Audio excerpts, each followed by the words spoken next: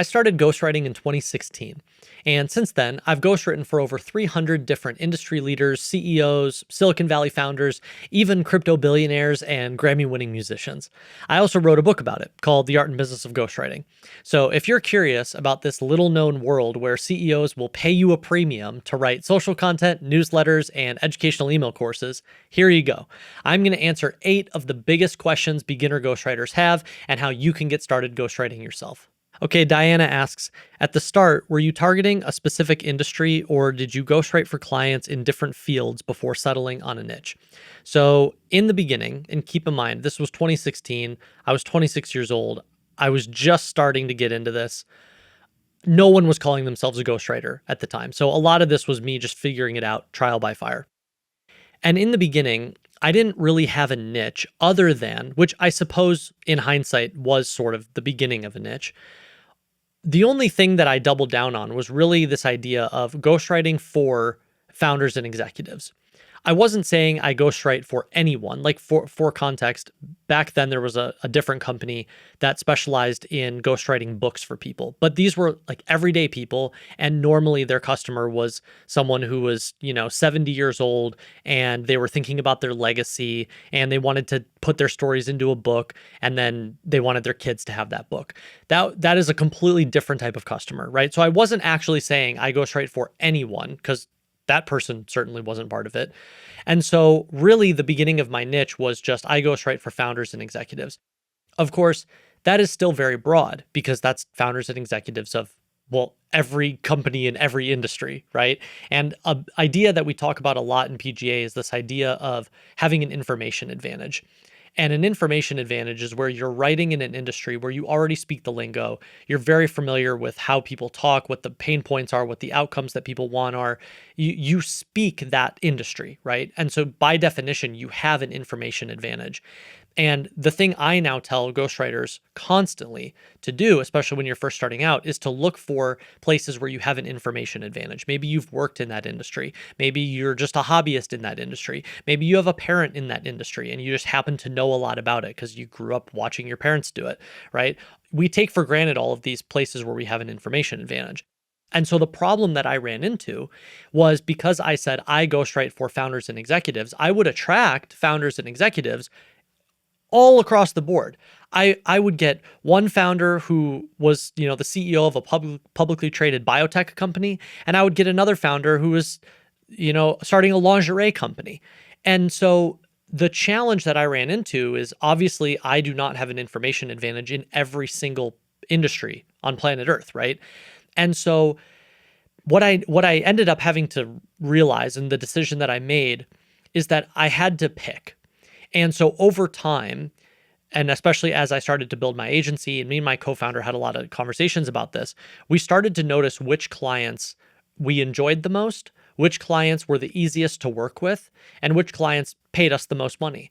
And we started to see patterns, and this would be subjective for each person. If you were ghostwriting, you would see these same patterns, but it wouldn't be the same archetype.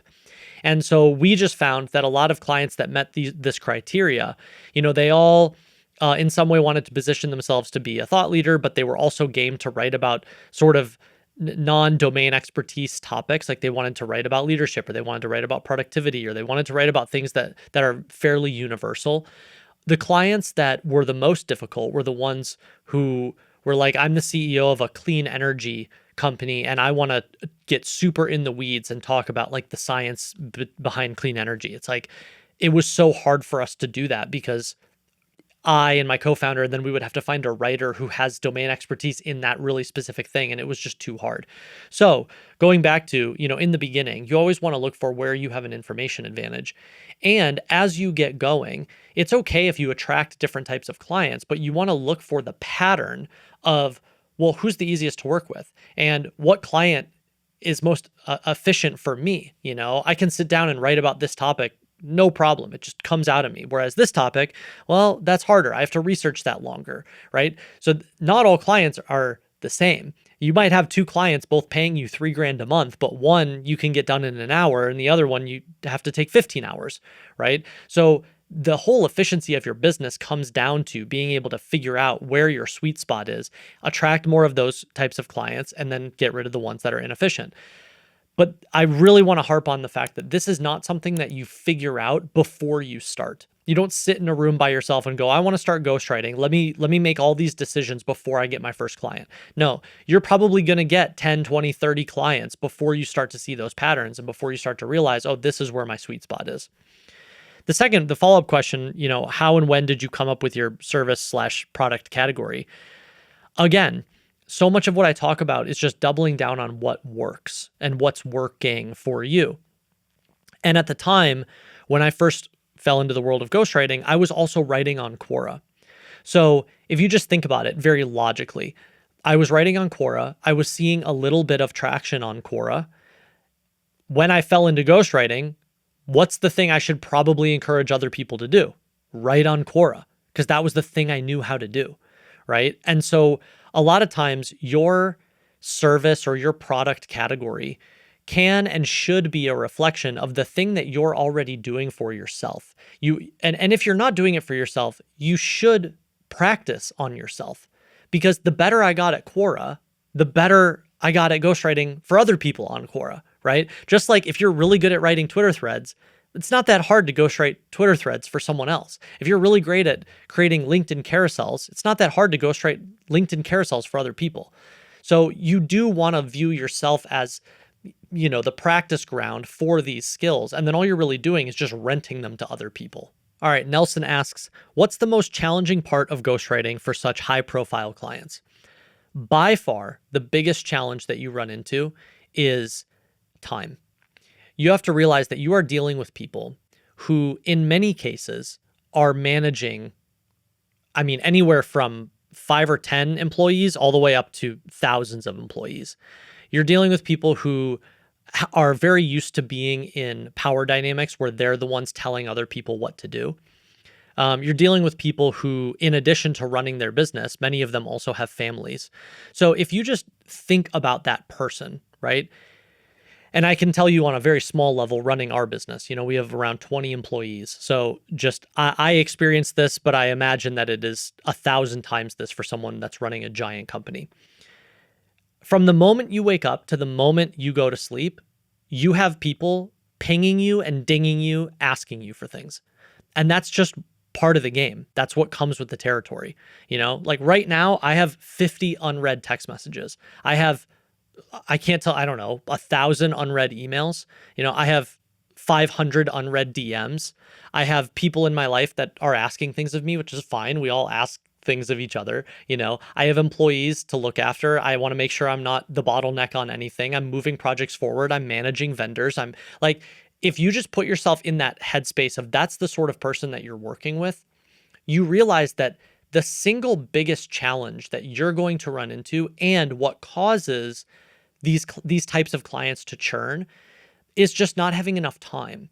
And often I find that ghostwriters, really this is any service provider, any vendor, period, they start working with someone like this and they almost get frustrated where they go, I'm asking this person, I sent them an email, they didn't respond, or they go, well, I sent it to them, but I haven't heard from them. And I haven't reached out since.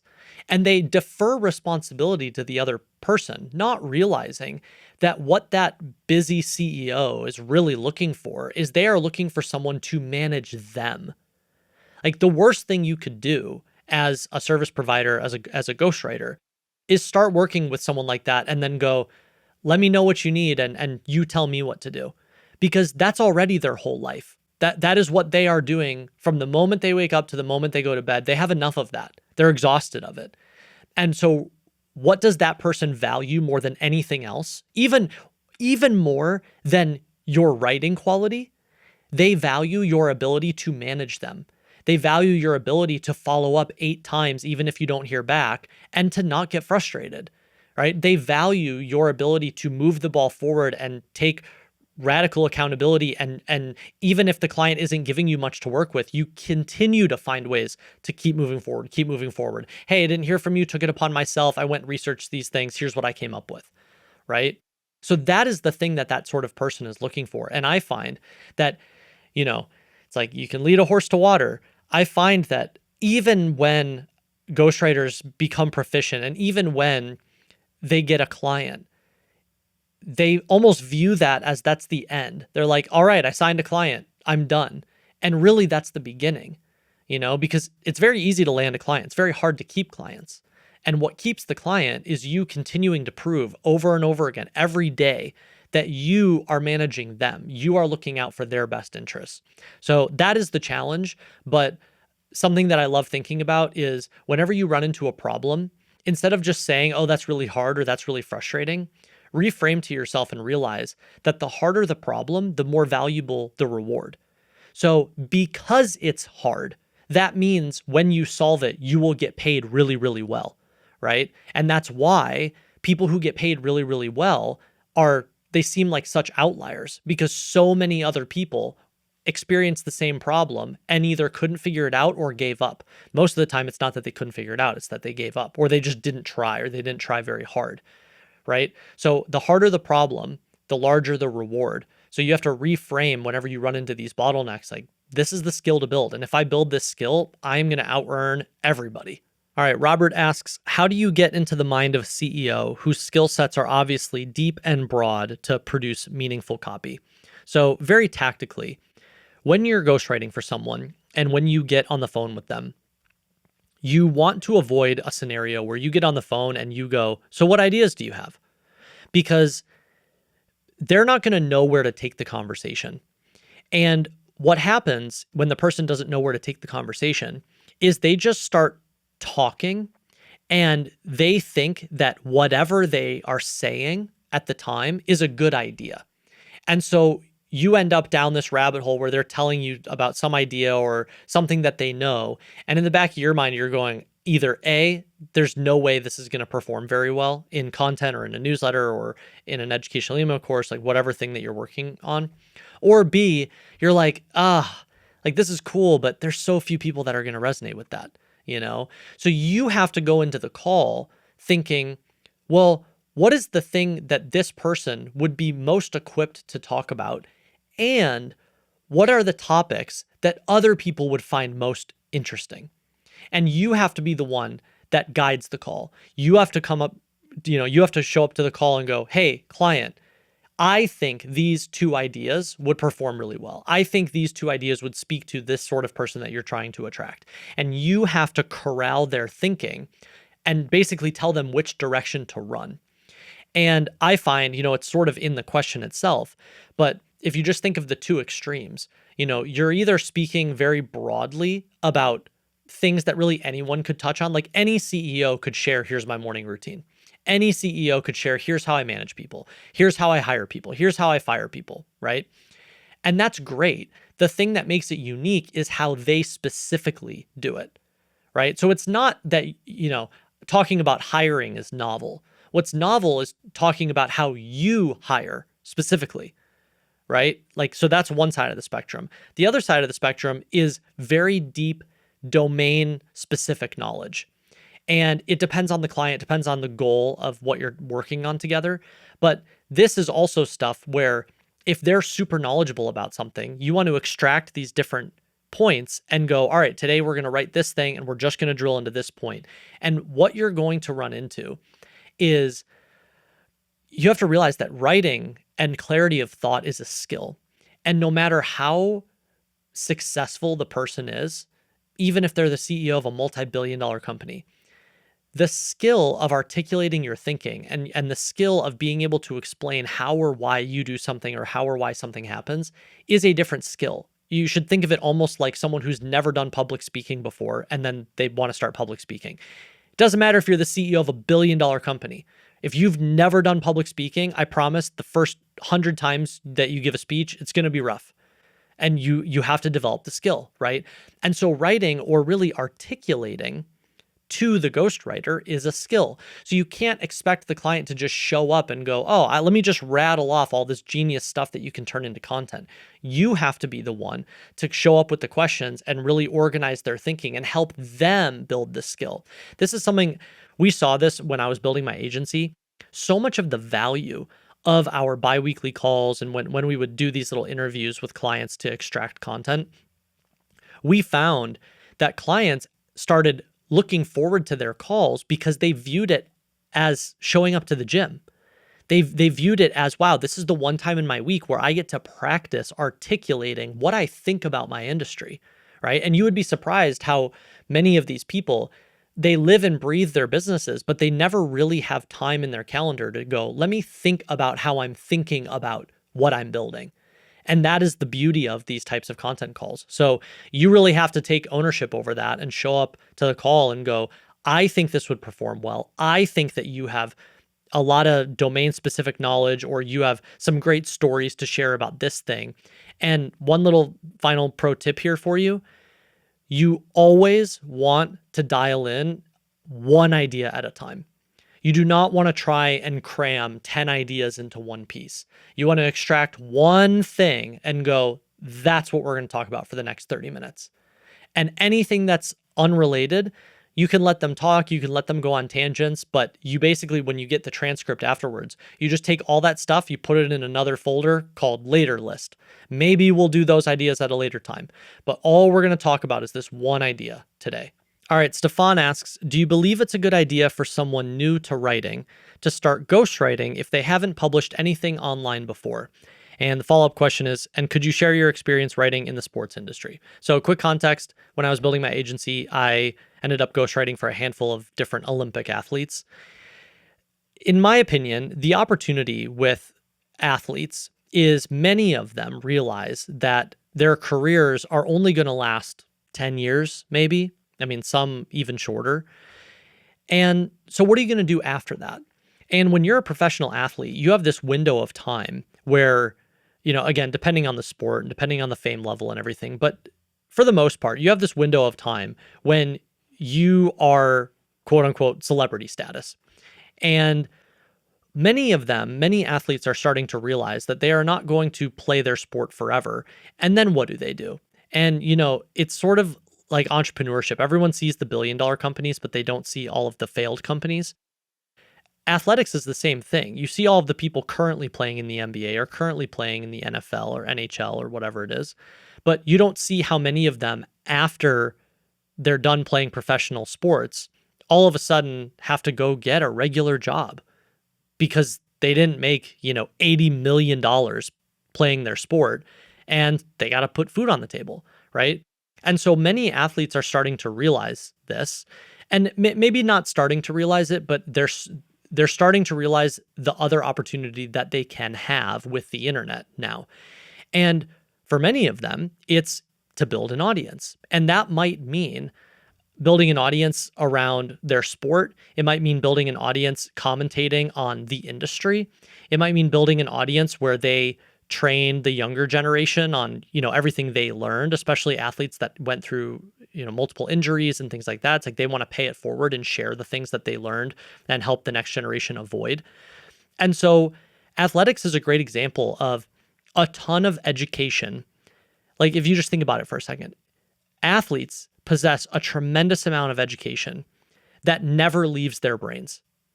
So they spend the first quarter or first third of their life becoming the best in the world at a sport. And then when they're done, they're done. And no one takes the time with them to go, hey, can you share all of the things that you now know about your sport? And if you just think about that's always been my thesis with ghostwriting, is how much of the world's knowledge is locked in people's brains. And again, athletes are a great example of this. So as a ghostwriter, what's the opportunity? Well, you go to athletes and you say, hey, do you want a career after sports? Do you want a career after you're done competing, right? Do you want a career when you're injured and you can't play? Well, why don't you share what you know? It's the same thing as every other industry. It's just, you just have to, position the lens the right way. The question of, do you believe it's a good idea for someone new to writing to start ghostwriting, even if they haven't published anything online before yet? So can you? Yes. Should you? Sure. Right? They're like, get into ghostwriting. There's no reason why you shouldn't. But is your life easier or harder by not writing for yourself on the internet? Well, it's harder. It's not to say that you can't do it. We have plenty of people in our Premium Ghostwriting Academy who don't write on the internet and they don't write under their own name and they don't build a personal brand. They don't do any of those things, but they use cold outreach and they tap their network and they provide the service and they land clients, and that's totally fine, right? It's just worth asking the question, how many more clients could you attract and how much easier would it be to convert those clients if you used yourself as the practice dummy, right? Practice on yourself. Take things that you want to get better at, write them under your name, and then just rent whatever's working for you to other people. So I don't think it's a do you have to question. I don't think it's a can you, should you question. It's just a would your life be easier or harder if you did this? And if you were writing under your own name, your life would be easier. Okay, Pitar asks, if you're ghostwriting articles, which is what my agency specialized in, how would you measure the success of it? And I love this question because it really reveals, and Pitar, you're not the only one who's asked this. I mean, so many people have asked me this question. It really reveals how little people understand about the value of their value or the value of what they're really providing the client with some sort of ghostwriting service. Okay. Oftentimes I find that freelance writers, ghostwriters, service providers in general, they think that their offer needs to promise something like, I will get you 10,000 followers in 60 days, or I will make you an extra 30 grand from your sales funnel, or whatever it is. They think that they need to promise some sort of specific follower count or specific amount of money. And first of all, let's just level set. Nobody in marketing, period, has any idea whether something is going to work or not. Marketing is like working on Wall Street. And you have all these people who are like, the stock's going to go up, the stock's going to go down, right? One person thinks it's absolutely going to go to the moon. The other person's like, no, we're going to short this. Ultimately, no one has any idea. Everyone's just trying things, right? And marketing is the exact same. It doesn't matter if you are an individual and you're selling these services or you are the head of marketing of a multi-billion-dollar company. You don't know. And so the whole game that everyone's playing is let me try things and see what works, right? And so even if you're the head of marketing at a giant company, you're not really sitting there going, well, I'm going to come up with this campaign. And when we run this campaign, we are going to make insert specific amount of money, or we are going to get insert specific amount of followers, because so much of that you just don't have control over. You might make way more. You might make way less, right? So you just are trying things to see what works.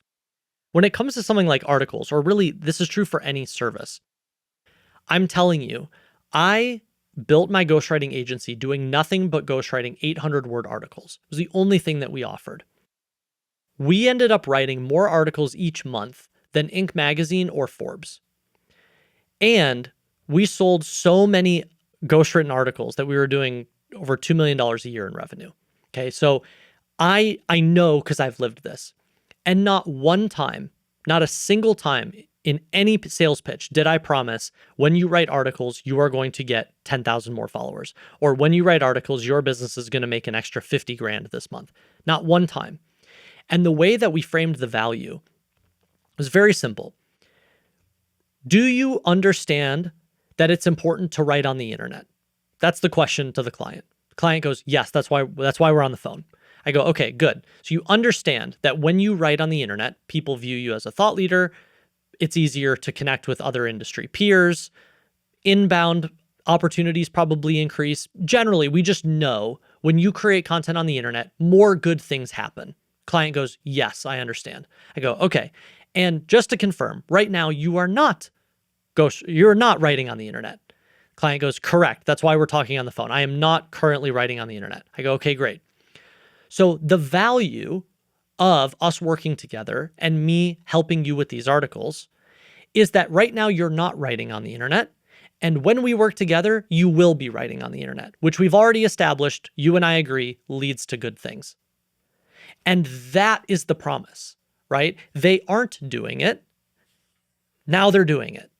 Okay, same thing is true for creating opt-ins. Like in our Premium Ghostwriting Academy, we train ghostwriters to create 5-day educational email courses. Well, what's the value? You go to a client, you say, hey, right now, you don't have an opt-in. You have a problem called lots of people come to your site and you don't have anywhere for them to type in their email. What's the value of us working together? You have an opt-in, right? 0 to 1.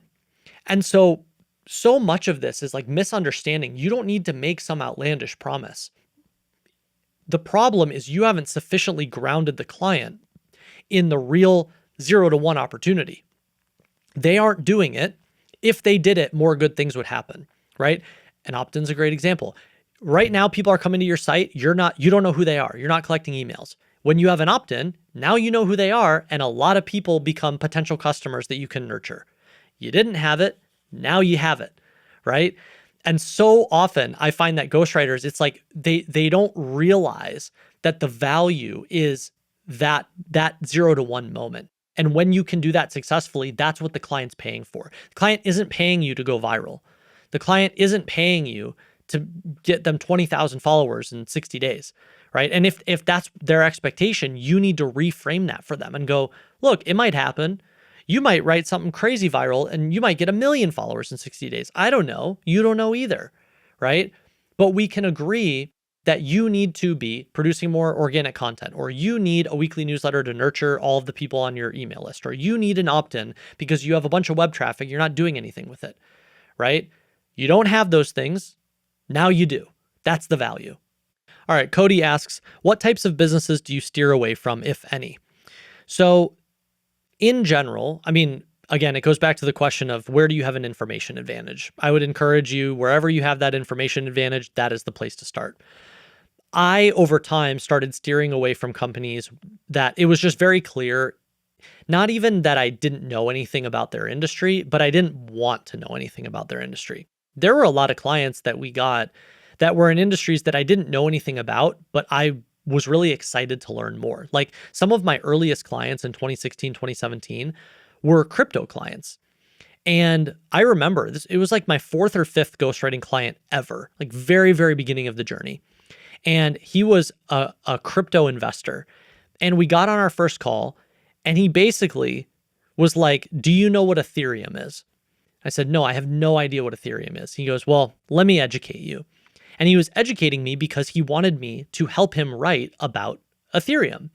And as I started to learn about Ethereum, I became obsessed with it. I thought it was the coolest technology ever. And I looked for, I couldn't believe that I could just get on the phone with this guy, ask him whatever questions I wanted, and then send him an invoice. It was insane. Ghostwriting is so cool. And so I was really excited to take that on because I actually wanted to learn about it, right? And then fun fact, in 2017, after working with this client, I ended up putting my entire life savings at the time, which was like 20 grand, into Ethereum. And I still haven't sold it. So that ended up being a great decision.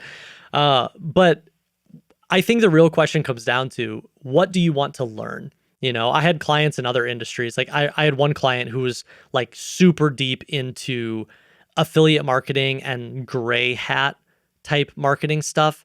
And like gaming, the SEO industry and all this stuff. And I was like, I don't really care about that. I don't really want to write about that. So I said no to that client because that just wasn't interesting to me. Whereas I continued saying yes to other clients that were in industries that, again, I didn't know very much about. I just found interesting. And I was like, well, you're basically going to pay me to go learn about something that I'm already interested in. So sure, I'm game.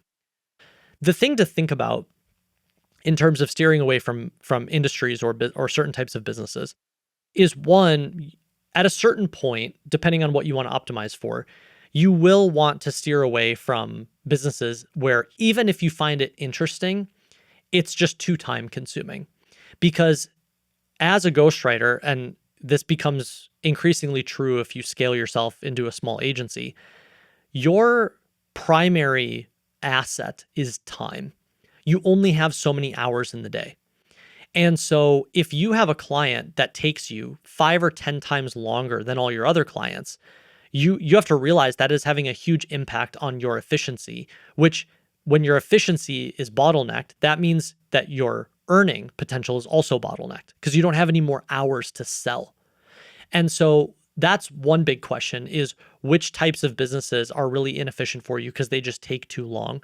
And over time, you'll want to cut those and you'll want to double down on the ones that are very easy for you. That's how you scale your earnings.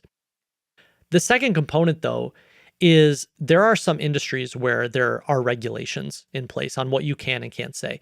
Medicine, for example, finance, fintech. There's a bunch of things legally that you can and can't say or can't promise. Even health and wellness, very broad. But I've ghostwritten for a bunch of supplement companies, for example, and there are a lot of things that you can't say about supplements. And so that sort of is up to you of if that's an industry you know a lot about, or it's an industry that you're excited by and you want to ghostwrite in. Part of your value, again, it goes back to information advantage. Part of your value and why the longer you spend in those types of industries, the more that you will attract high quality clients in those industries is because you will learn how to navigate those regulations.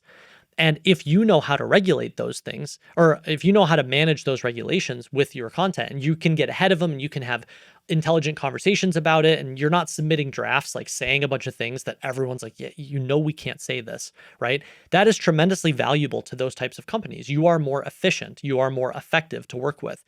So, that's why over time you can see this question either as, is it an efficiency question or is this a value question? And if you're really proficient in one of these industries where there are regulations in place, that increases your value tremendously. All right, Darshit asks, how do you come up with different topics for clients? So I want to create a content strategy for tech product managers who manage 30 plus people on their team and have 9, 10 plus experience in the IT department. So how do you approach this? Again, I have ghostwritten for hundreds and hundreds and hundreds of people, and all of them, lead back to the same 5 content buckets. The 5 content buckets that I used over and over and over again with my clients was the first one, what is the mission? What is the mission? What is the founder's mission, the CEO's mission? What is the mission of the company? What is their mission in their industry? What are they trying to do? And why is that so important? Why does that matter, right? Help them talk about it, help them evangelize it, help them educate other people on the problem or the thing that needs to change in their industry. Second one, industry trends. So what's currently happening in the industry? Maybe what new data just came out revealing something going on in this industry, right? Any studies that have come out in this industry, anything that is currently happening as it relates to trends. Third is futurism. So where is this industry headed? Right? So maybe take some of that data of things that are happening now and then go to the client and go, let's project this out 5 or 10 years. What's going to change? And the beauty of this content bucket is it doesn't matter if they're right or wrong, right? Because anytime someone speaks on the future, it's really just thought provoking. So, oh, that's interesting. Maybe that'll happen, right? And if you're right, you look like a genius. And if you're wrong, well, nobody remembered anyway. Content bucket number 4 is education. So where does the client have proficiency and what could they explain to someone else, either in their role or someone else who wants to be in their role, how to do actionable content? And then number 5 is stories. So anything that they can share that is unique to them and something that they've experienced. So again, I was talking about this with a previous question, is anyone can talk about hiring. It's not that talking about hiring is novel. What's novel is that specific person talking about how they hire, right? So if you're ghostwriting for a project manager that works in IT, it's like, well, how does a project manager with 10 years of experience in IT hire? Oh, I want to know what that person has to say and thinks about hiring, right? And you can go back to these 5 content buckets over and over and over again. It works for any sort of industry leader in any industry. Lastly, Angus asks, how does the business model shift as the business scales? Is there a ceiling for a solo ghostwriter? So first off, I find that most people ask this question way earlier than is reality. So they will get to 10 grand a month and they'll go, have I reached the ceiling? No, you haven't even gotten close to the ceiling, right? Just to give you some context, okay? Getting to 10 grand a month as a ghostwriter is incredibly easy. If you acquire just a handful of these skills, it is not hard to get to 10 grand a month, okay? And the difference between 10 grand a month and 20 grand a month basically comes down to one thing, and it has nothing to do with writing. The difference is the amount of effort that you put forth with outreach, how hard you work to drum up new business, and your ability to sell on the phone, That is it, right? Because even if you kept outreach the same, if you can close more of your sales calls, your business will grow. So that is the only difference from 10 grand a month to 20 grand a month, is just outreach and sales. And to be perfectly honest, it sort of stays that way to 30 grand a month, 40 grand a month, 50 grand a month. It's not really until around 40 or 50 grand a month that you will start to realize that there isn't very much headroom for you as an individual to grow from there. Now, there's obviously a barbell, but some of, you can count them on one hand, but some of the highest paid ghostwriters in the world are usually New York Times bestselling authors themselves that now ghostwrite for other celebrities and other people. And I know a couple of them. They make 1 to 2 million a year. So you're looking at, 100, 150 grand a month, but they only do 1 or 2 projects per year. And so it's not a consistent monthly run rate. They'll probably get a big check and then they work on a book for 6 to 8 months and then they get another big check, right? And that is a very unique and different type of ghostwriting. And I also don't like using that as the barometer because it's such an outlier. Like, again, you can count on one hand the number of people who do that. Instead, you want to look at, what is the average person and how do they build a ghostwriting business and how do they scale themselves? And again, around like 30, 40, 50K a month, you start to realize as an individual ghostwriter, it's hard to get higher than that. And that's because you only have so many hours in the day and you can only charge so much, right? There's a ceiling on getting people to pay a premium. And so usually around then, you're confronted with the decision, well, do I want to stay where I am?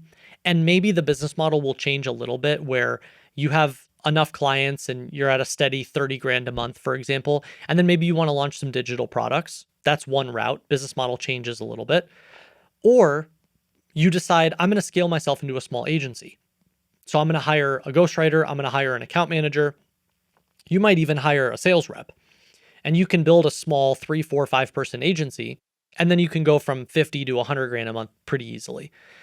But again, in order to support that, you need a lot of outreach, you need a lot of deal flow, and you need to learn how to sell really well.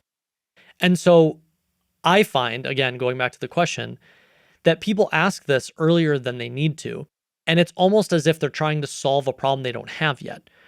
This is such a pattern I observe, especially, and I'm saying this to my former self, no shade, because I did the exact same thing.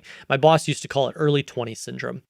Early 20 syndrome is where, 22, 23, 24, 25, it lasts all the way until you're 29. Early 20 syndrome is where you constantly are looking for the next thing, not realizing that you're really just finding a clever way of distracting yourself from doing the thing right in front of you. And the thing right in front of you is the path to growth. Like, you have to get good at this thing before you worry about that thing over there. And I find so often, again, previous version of myself, I can't tell you how often I made this mistake too, but I find that people will say or ask, how does the business model change? How do I scale? But they haven't even gotten to 10 grand a month yet. And you don't need to worry about how you scale. You don't need to worry about how the business model changes. I promise when you're there, it will change by necessity, right? It'll confront you much sooner than you confront it. And so instead, you need to just focus on, well, how do I get to 5 grand a month? How do I get to 10 grand a month? Right? And you just take it in steps. And something I tell myself constantly is the next step will reveal itself. We will be on the path. We will be confronted by something, and it'll be obvious what we should do. But for right now, all I need to do is just do this thing in front of me really, really well.